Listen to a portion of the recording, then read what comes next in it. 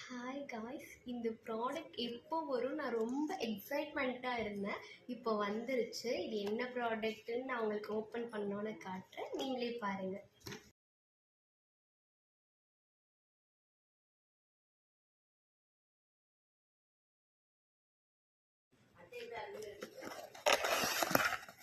ஒன்றே இருக்கணுமா?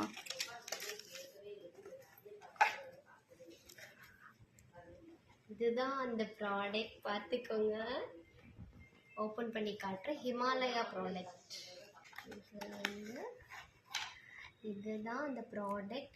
Himalaya dark spots clearing turmeric face serum.